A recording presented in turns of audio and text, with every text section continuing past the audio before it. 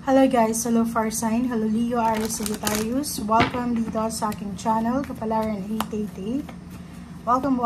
Alamin natin ko ng messages, vibration, gabay energy para sa inyong lahat. Fire Sign, Leo, Aries, Sagittarius. Wow, same sa Pisces, Scorpion, Cancer, privileged leader. Okay, occupation. Okay guys, so nakikita natin sa araw na ito na may mga fire sign, Leo, Aries, Sagittarius, babae or lalaki or kahit anong gender mo, ano man ang kasarian mo, since wala namang gender ang ating tarot. Sinasabi sa'yo dito na sobra kang busy, sobra kang workaholic, nagmo-multitask ka sa araw na ito, or pwedeng sobra kang abala. Yun yung pinaka exact word dito is abalang-abala ka sa ginagawa mo, like kung nagbe-business ka or nagtatrabaho sa gabi, sa umaga, nakikita natin dito na naghahanda ka para sa future mo. So nakikita ko sa'yo dito na sobra kang workaholic kasi gusto mong makuha yung financial prosperity and security na minamanifest mo. So huwag kang mag-alala kasi lahat ng sacrifices mo dito sa barahan to ay makakamit mo siya dito. So, pwedeng yung iba sa inyo dyan, trabaho ng trabaho, overtime ng overtime kasi nag-iipon sila ng pera para sa pagpapatayo ng bahay, pagbili ng sasakyan, or pwedeng yung iba pagte-travel, or pwedeng yung iba gustong magpa-renovate ng bahay, or pwedeng yung iba gustong yung talagang financial balance na, yung wala na silang poproblemahin sa araw-araw. Okay?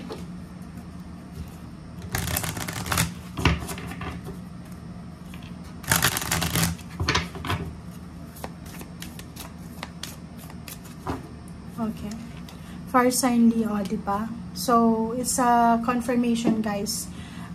Nakikita natin dito na infinite abundance. Abundance is pouring into your life. So, kung ano man to na ginagawa mo sa ngayon, meron tong positive result. So, hindi masasayang lahat ng sacrifices mo.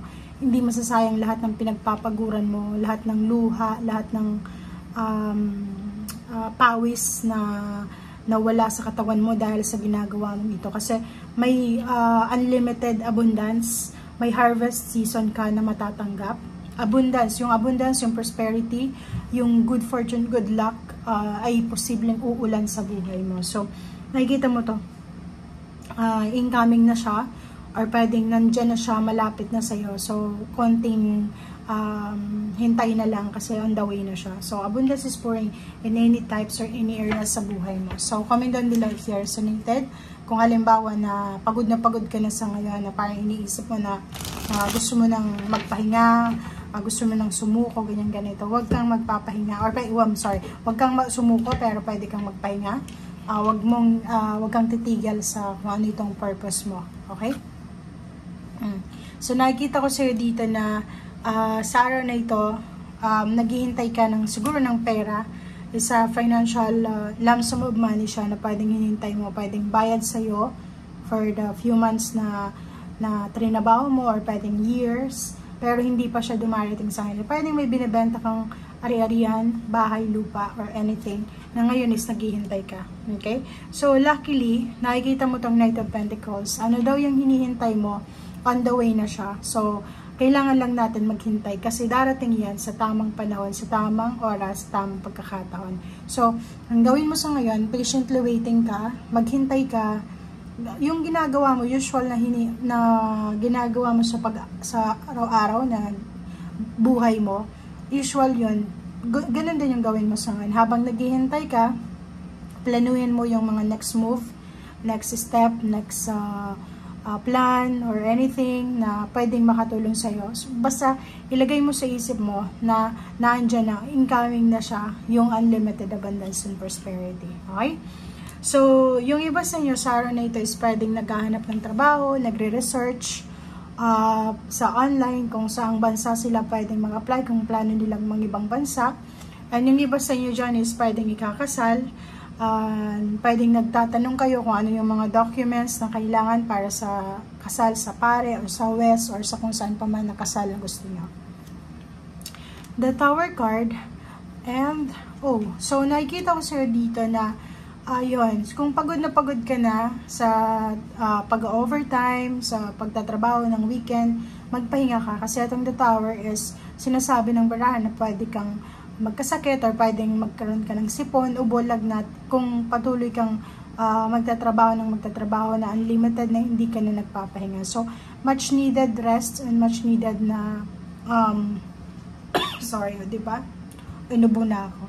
So, yun.